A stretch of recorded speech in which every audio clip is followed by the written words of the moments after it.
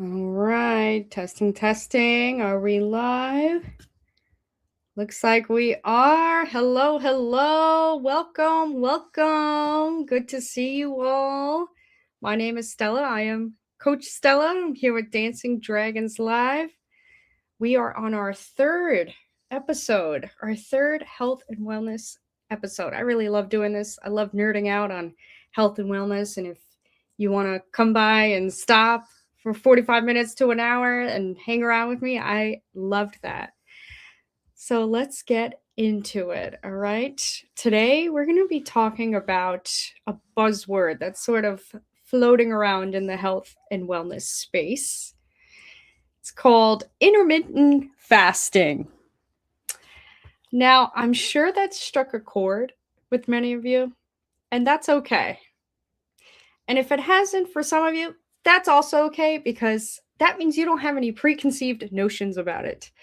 And usually with preconceived notions, particularly pertaining with intermittent fasting, people kind of have an approach that's harmful, and that's kind of the point today, to help you navigate a healthier way with intermittent fasting so that you won't be harming your hormones and you'll actually be getting the results that you want. So, currently it is a mainstream diet, and it can also be a powerful metabolic tool if it's used properly. There's a right way to fast and a not so right way to fast. And there's a way that you can support your metabolism and a way that you can stress it and disrupt your hormones and even damage your relationship with food. Now, to recap, over the last couple of weeks, we've discussed about toxic diet culture and the anatomy of dietary intake habits and how it's really not your fault, it's your wiring. And tonight, we're going to be asking whether if intermittent fasting really works, in the sense, we're really asking if intermittent fasting is actually what it's doing inside the human body. Also, how do we separate metabolic healing from diet culture disguised as science? So, have those questions in mind. So, I do have this photo here that I want to add. I know we like pictures. Let's take a look at this one. I really like this photo. So, when approaching any sort of fad diet, right? I want you to look at this graph, this picture. I want you to look at this and ask yourself, is this a healing tool or is this a trendy diet, right? Let's start with the red side. A trendy diet is not going to be sustainable. And what does that look like? It's an eat anything, lose weight mentality. Eat this and that, and you'll lose weight. Okay, you might be losing weight, but you're also losing nutrition, as we'll uncover later on in this. Also, short term. There is no shortcut, really, unfortunately, to losing weight, sustainable weight and healthy weight. And if you do see something that's short term, you're probably going to be gaining it back. Ignores nutrient quality and health. That's tying into what I said earlier. You could be losing weight, but you're also losing nutrient stores. Health means having optimal nutrient stores for function, right? And also disrupting metabolism and hormones. If you lose weight and you're losing muscle mass, you're destroying your metabolism. That's plain as simple. Now, let's look at it as a healing tool. If you answered yes to any of those trendy diets, then congratulations, you probably need a health coach now. However, so let's look at a healing tool, right? Let's look at this. It's green for a reason. Okay? A healing tool, when you have a diet under a healing tool, we should be changing the timing of when you're eating, right? Not really the quantity and the consumption. We need to be changing the timing in which you're eating, spacing it out at your clock, your internal biological mitochondrial clock, right? Also, it supports hormone signaling and cellular repair, promoting metabolic switching and fat burning, which we will be talking about later on. In addition, improving energy and insulin sensitivity, which also will be discussed later on. If you answered yes to that, then you probably don't need me as your health coach because you hacked the code. Hooray. But most likely, I'm sure you answered more yeses on the right side of the column, the red, and less yeses on the green side. It takes a lot of work and a lot of soul searching to get on the green side. If you answered yes, then you're better than me. And I want to learn from you because it's still a work in progress for myself. And I've been doing this for so many years. All right. In essence, I guess you could look at it as change your definitions around food, not just your diet, right? Sustainable change compounds into metabolic freedom. That's what you want. That's what you want with intermittent fasting. You want metabolic freedom. You don't want to be bound to your weight gain. You're sick and tired of it. You're sick and tired of being sick and tired. That's actually my motto for my coaching clients. My coaching clients love that. And they come to me and like, I'm sick and tired of being sick and tired, damn it. Help me out. Help me out. Well, this is where we would start. We would start with this. And you'll get lasting results with this. And then essentially, if we were to summarize the red side, the trendy diet side, it basically says short-term extremes compound into relapse. So basically, what's that saying is 10 steps forward, 20 steps back. That's what the trendy diets do. You'll see like, oh, wow, I'm really like trudging along and I lost this weight and now I'm 20 pounds heavier. What happened? It's because you didn't speak the language of your body and what it needs. When you start to tune in, it will tune in with you. Okay. So let's look at the problem with modern eating patterns. Okay. So a lot of people nowadays, they say they have these like common myths that I call it. For example, breakfast is the most important meal of the day, or eat small, frequent meals to keep blood sugar stable, or if you don't eat enough, your blood sugar will drop. And we get fear mongered into this. And the reason we're fear mongered into this is because these people, even doctors will say, I've heard doctors, my father's doctor even told him that. Okay. And he's a diabetic. Okay. So I feel like this is coming from a operating system under a frequent carbohydrate intake, right? When we're wired to think behind a carbohydrate intake mentality, that is setting yourself up for a recipe for a blood sugar roller coaster disaster. Having carbohydrates as your main dietary intake, that's like building a house out of feathers. That's not sustainable. You will be getting insulin spikes followed by crashes, hunger, cravings, more eating, afternoon crashes, because your body doesn't feel safe. Now, this isn't theory, okay? Studies show that eating patterns that limit how long insulin stay elevated are actually associated with better glucose regulation and reduced metabolic risk.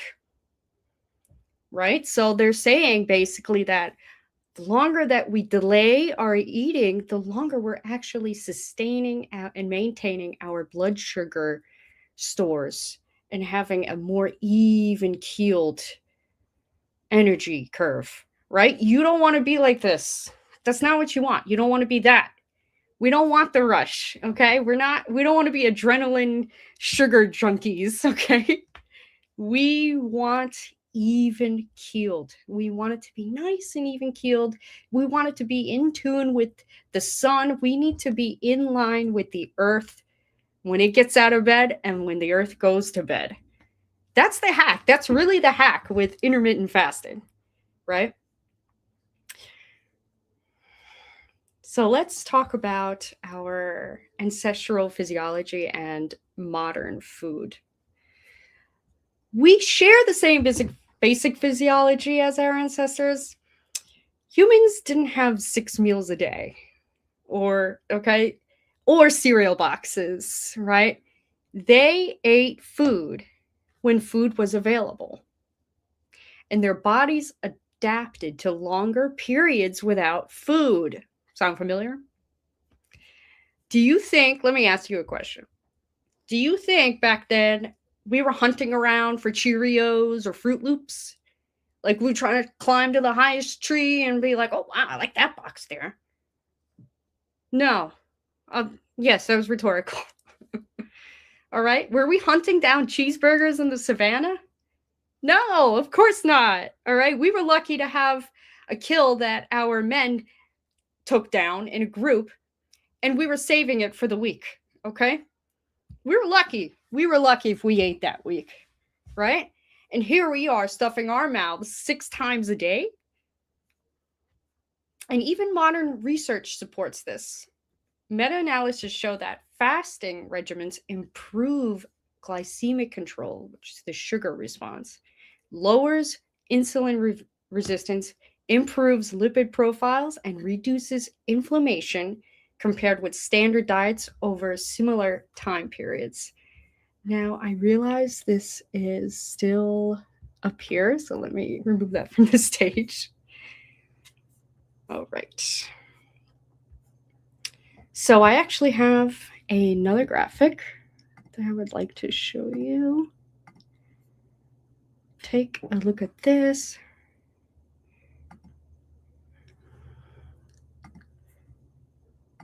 Okay.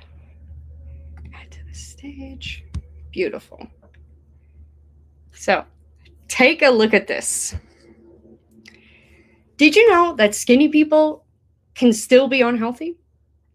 They can still get diabetes. They can still get hypertension. They can still get metabolic dysfunction. I used to be a medical assistant before I was a health coach. And I experienced that. I saw skinny fat people coming in with fatty liver disease. They didn't have a drink in their life, but they had non-alcoholic fatty liver disease because they weren't eating the right stuff. Their liver actually had visceral fat around the organ. And that's not the fat you want, because that's actually kind of just killing the organ. It's suffocating it. You know, there's a layer of fat around the organ. And oh, yeah, why, thank you. Yes, of course. I love it when people comment. Yes, feel free to comment anything. Yes, so when with intermittent fasting, that's one of the first places that it attacks, the visceral fat stores. Because when that goes away, everything else, I promise you, will go away. It's like a domino effect. When you get to the root cause, which is one of my main principles as a functional nutritional health coach, getting to the root cause so that you save yourself a lot of time and energy, and we can get to the root of the issue and just cut the BS. So if we look at someone who's lean but inflamed, they have high blood sugar, they have insulin resistance, they have high inflammation and unhealthy visceral fat, like I mentioned before. But someone who's green looking, healthy, they're going to have a stable blood sugar, good insulin sensitivity, low inflammation, and healthy visceral fat. And what does this mean?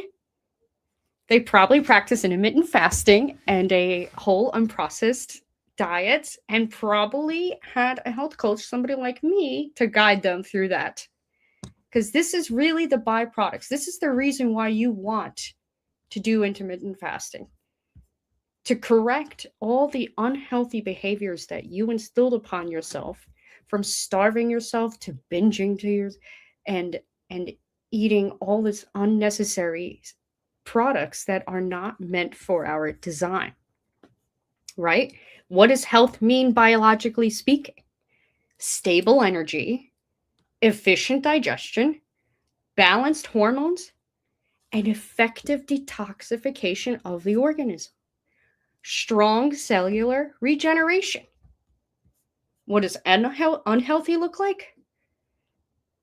Often when you have chronic years of high blood sugar, that manifests itself systemically, and metabolic dysfunction is the root of probably all of your metabolic issues, to even having eye issues. A change in your eye prescription. Did you know that a change in your eye prescription, if you have uncontrolled diabetes, right, with blood sugar, even blood sugar levels uncontrolled, it will change your eye prescription. And the reason I know that is because I took my dad to the eye doctor, and we had just changed his eye prescription. And then he had to go back less than like 6 months. And the eye doctor said, I can't give you the new eyeglass prescription because your blood sugar levels are unstable. That would be ridiculous of me to actually give you eyeglasses for when your blood sugar is 200 and then a different prescription for when your blood sugar is 150. It's funny, but it's true. If you don't have your blood sugar stable, you will have different manifestations in your body. It's a systemic illness. It really is. So let's talk about the benefits of intermittent fasting beyond weight. Okay. So one of the major mechanisms by which fasting benefits the body is improved insulin sensitivity. So every time you eat, especially carbohydrates, insulin is released. Insulin is primarily a storage hormone, which comes from the pancreas, right? And constant elevation promotes the fat storage hormone. So that's where people get the insulin sensitivity, insulin resistance, right? Because basically with insulin, it's the key that opens the cell to let the nutrients in. It's like the bouncer at a club. It's like, you're good, they let them in. But when that bouncer is letting kind of everything in, that's going to be free flowing throughout the body. Now you have sugar flowing throughout the body. All right. So remember, constant elevation of sugar is fat, inflammation, is resistance. That's the holy trinity. All right. You don't want that. Now, a study done in 2020 from the National Institute of Health revealed that intermittent fasting lowered fasting blood glucose, reduced hemoglobin A1C, improved the insulin resistance response, and reduced LDL cholesterol, the bad fat. So what does this mean in reduced terms? It lowers sugar in your blood, which keeps your sugar from going to the top of the roller coaster. Better long-term sugar control. Your body handles sugar better over weeks and months than one day here and then one day there. We're not meant for crashes. We're not meant to be unstable. We need to be safe.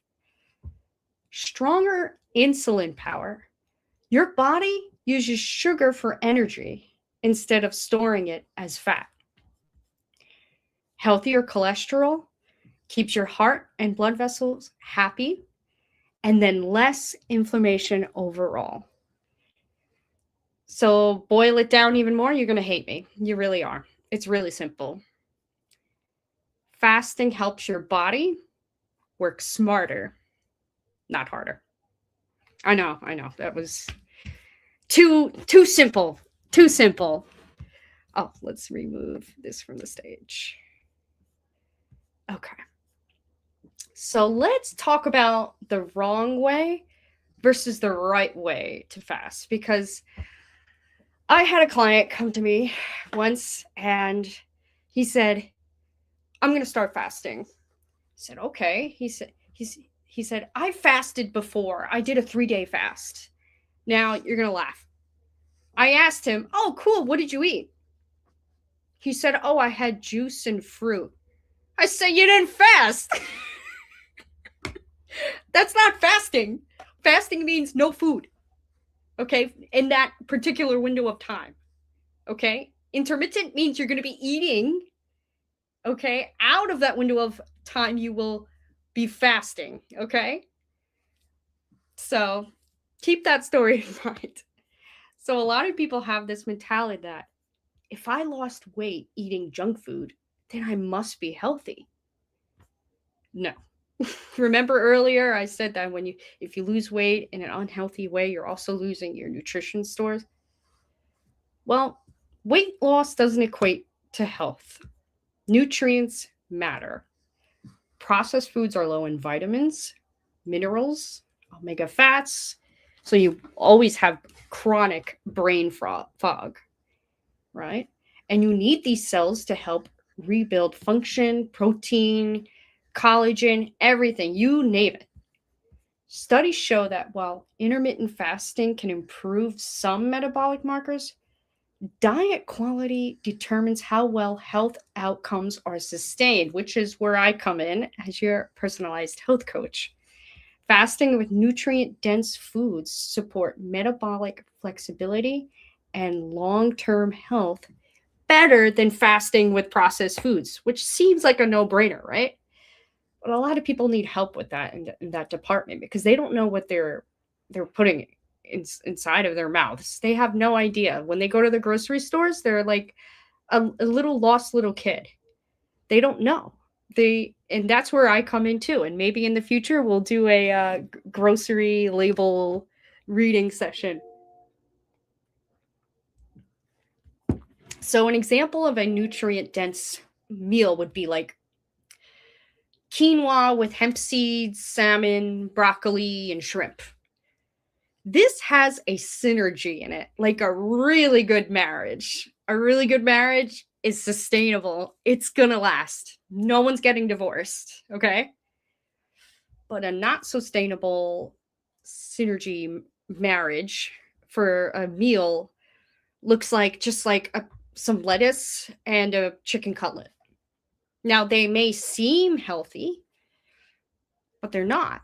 It's not really doing anything. You're not having a balanced plate of food. That marriage will not last because you only have lettuce and a chicken cutlet. Well, where's the fat? Where's the fiber? There's a little fat in the chicken, but you want an actual macro that's a fat. You either want avocado or maybe you want some nuts in there or something to balance it, right? So now let's look at how to start intermittent fasting, okay? I have another image for you. We love images. Okay, I think this is it. Stage. Okay. All right. So you're my client, right? You come to me, Stella. I'm ready to do intermittent fasting. Let's go. I'm ready to do 1 meal a day. Let's do it. I'm going to say not so fast, Tiger, because that's setting yourself up for failure. All right. Remember, I told you that most likely people are operating on a heavily carbohydrate-based engine.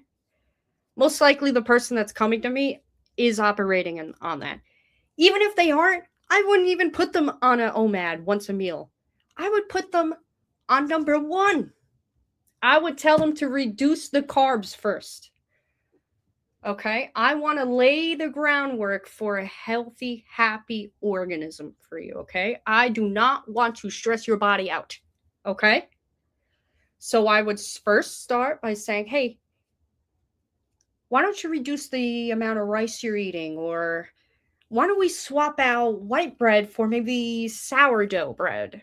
How about instead of mashed potatoes, right? We'll just do like a baked sweet potato. We could put like goat cheese on it and like honey and cinnamon. And now I'm getting really hungry. All right. We're going to swap out carbs for sustainable carbs, right? I'm going to make you and quinoa be best friends and handshake for the rest of your life, because that is, I love quinoa. I could just go on a separate live stream for talking about quinoa because it could be used for anything, it could be stored for a while. It's just great. Okay. So reduce the carbs. That's what I would do. I would probably do that for you like for like 2 weeks. And then you'll probably be begging already. You'll be like, all right, I'm done. I'm not. So we'll probably do 2 weeks for where we reduce your carbs. And then we'll take you to 12-12 fasting. We'll graduate to a 12-12 fasting. What does that mean? A 12-12 fasting window means 12 hours. So let's say you wake up at 8 a.m. Okay. You have breakfast at 8 a.m. You have your lunch. And then your last meal will be no later than 8 p.m. 8 a.m. to 8 p.m. 12 hours.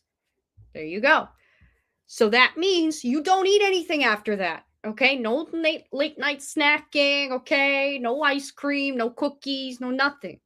Because the whole point of a 12-12 fasting schedule is to get that late night snacking thing out of your head.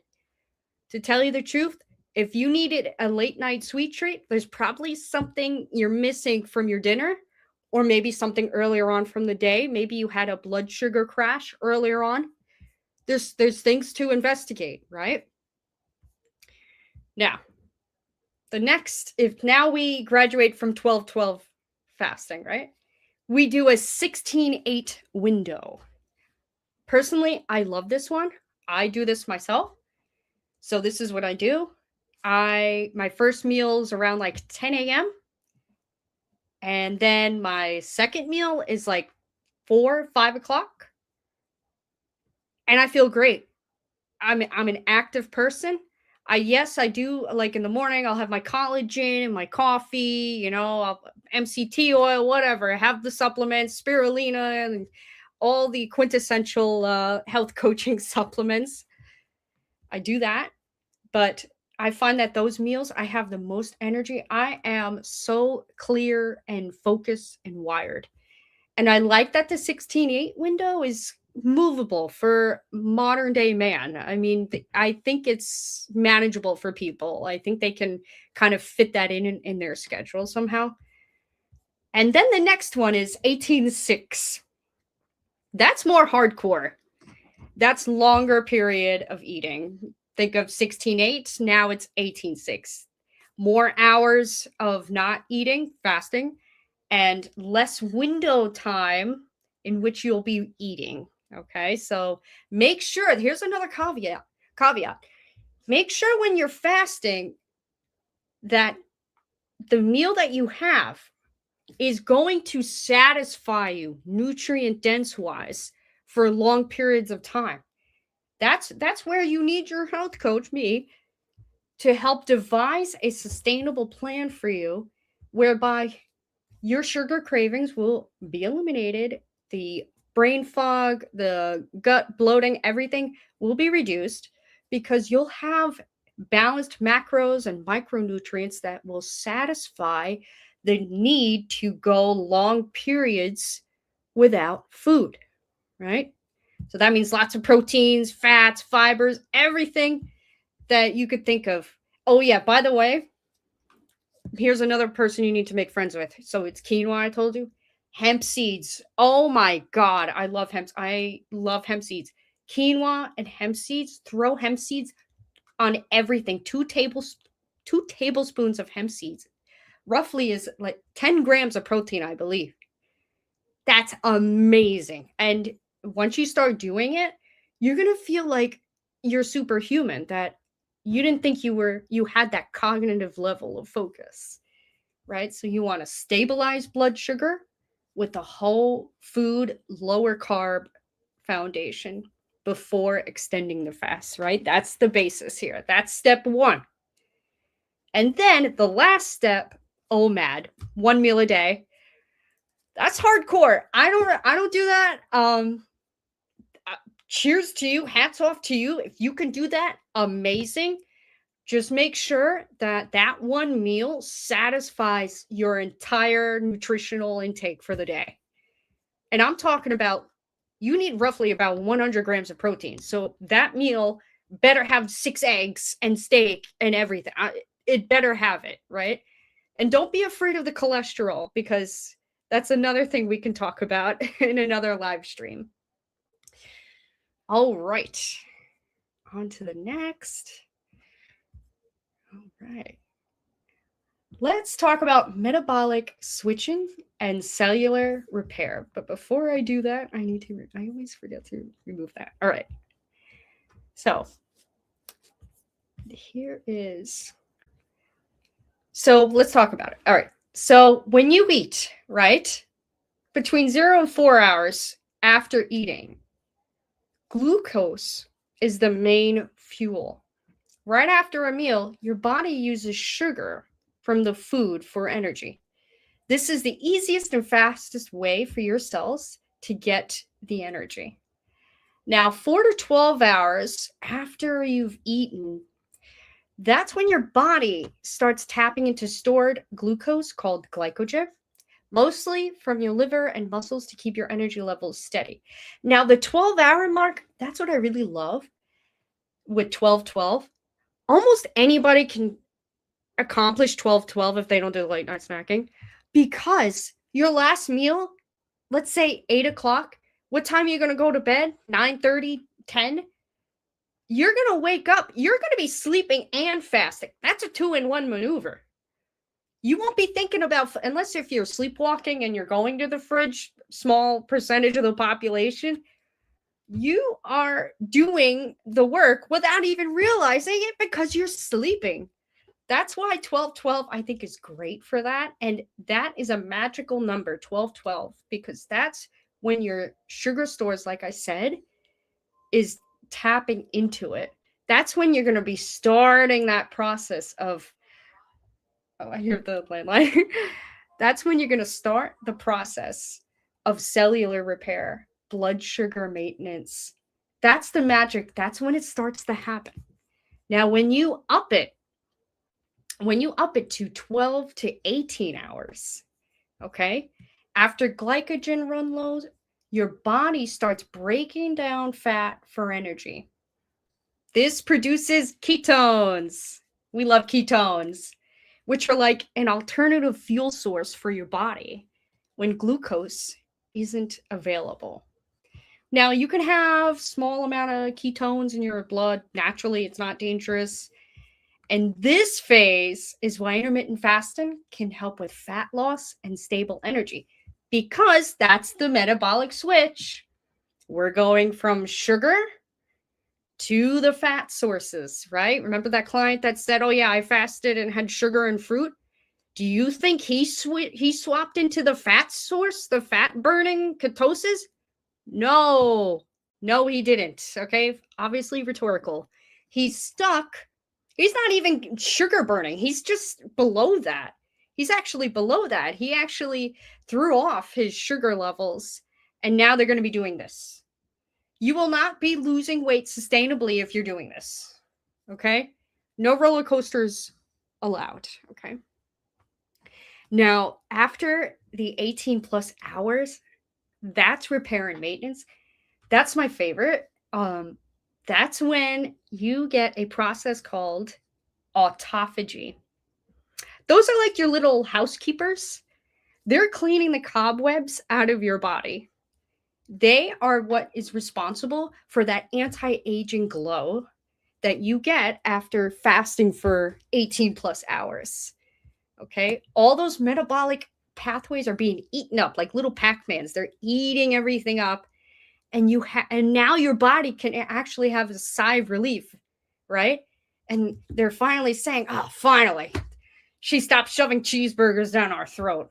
We can actually work, right? It's not about skipping meals. It's about teaching your body to switch fuels. First, you burn sugar, then stored glucose, then fat, and finally, your cells get a chance to clean up and repair.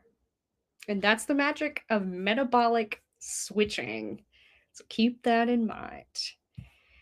Now I have another beautiful picture. Now this one, I'm going to talk about women. We're going to talk about women right now, okay? Women such as myself, we deal with a lovely thing called hormones. I know there's women in the audience that are saying, but Stella, I can't intermittent fast. I get my period. I have a cycle. I'm going to harm my cycle. And yes, that is a great observation.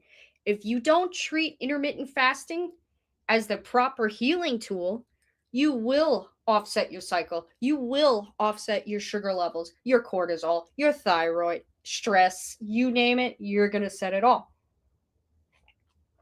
Right? So there's actually certain times of the month that you should be fasting for your time of the month. Right? I just love this image here. Take a photo of it if you want. Go ahead. I mean, I just really love this. This tells you when to fast, how long to fast, right? Like day 1 to 10 of menstruation. They say to fast after period 13 to 72 hours, and you want to stick to like a keto diet. And then while you're ovulating, you can do like 13 to 15 hours, and then you really want keto and phytoestrogen type foods, and then so on and so on. Take a look at it. And there's also, if you want to really improve your periods, look into seeding. There's different types of seeds to eat at different times of the month as well, which I can go into a different live stream. So evidence suggests fasting can improve metabolic health in women with endocrine dysfunction, like PCOS, resulting in lower fasting glucose, improved insulin resistance, reduced triglycerides, and improved hormone profiles. Now, like I said before, you want to eat with your cycle, right? After menstruation, around ovulation, you're more resilient. I forgot to add before. You're more resilient and you can handle slightly stricter eating patterns, right? And don't force fasting during your luteal phase. Your body needs calories for progesterone production and mood/stress support. And estrogen dominant phases, appetite and metabolism are more stable, making fasting or lower carb eating easier. And I find this is so true. Like I find that like during my ovulation phase, I feel the best. I definitely could do even like a 24-hour fast. I could easily do that. But the week before or a couple of days before I'm expecting my period, I do not I actually eat a little bit more because I notice that my hunger signals are a little more. I notice that I need a little bit more food. I am in tune with that. And if I'm not, I have noticed that I had like hair thinning and mood irritability, and I noticed that. That's actually a great marker to see if you are in tune with yourself, in line with yourself, hormonally wise. If you have a loss of a menstrual cycle, excess fatigue, hair thinning, mood irritability, and so on and so on. Overall, you want to fuel your body in a way that matches your cycle phase. Eat more consistently and include healthy carbs when progesterone is high so that you can tighten up fasting or carb intake when estrogen and energy are stronger. Right? All right. So fasting doesn't fix nutrient deficiencies. Food quality does, right? Clinical research show that intermittent fasting works best when paired with nutrient-rich whole foods. Stabilizing blood sugar first is a key to proper adaptation and metabolic benefit.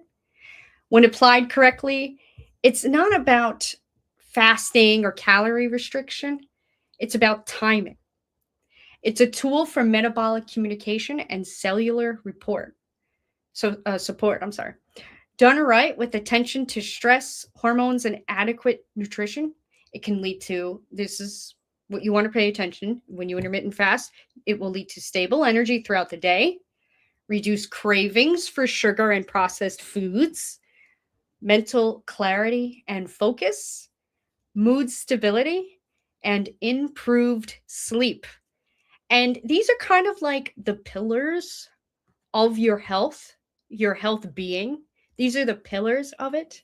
Because when you don't have those in line, in check, something else will fail. And that's when it's 10 steps forward, 20 steps back, right? We have pillars of life, different philosophies.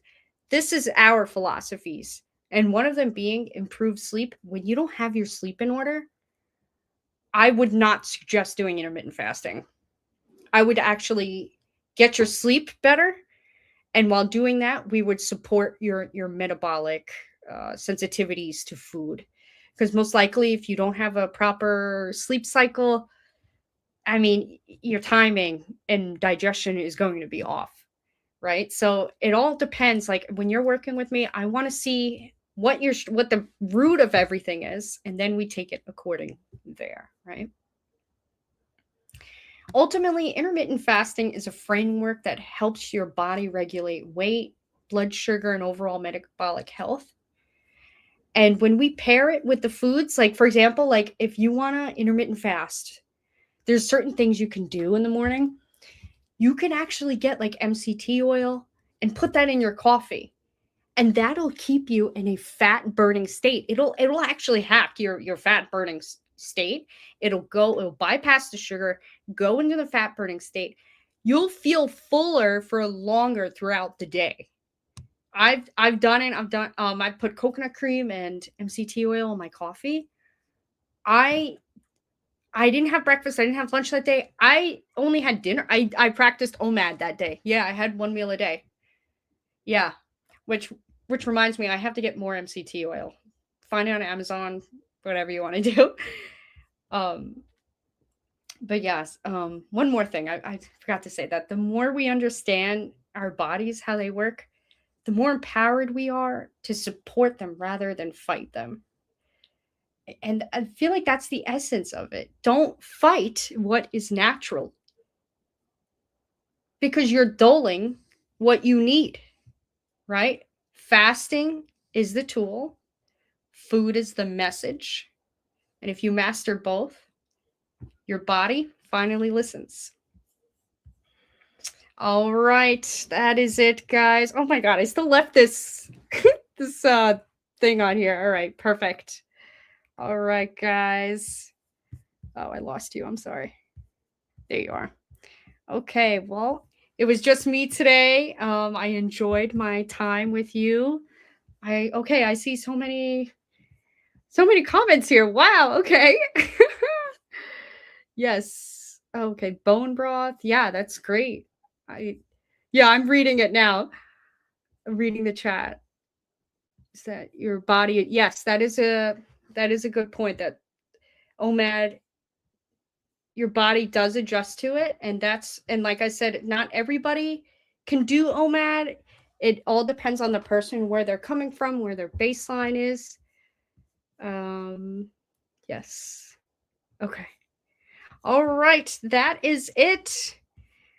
Thank you so much for hanging out with me, like I said, and I'll see you guys next week, same time, 7 p.m. sharp Eastern Standard Time. I'm Stella, and I'll see you next week.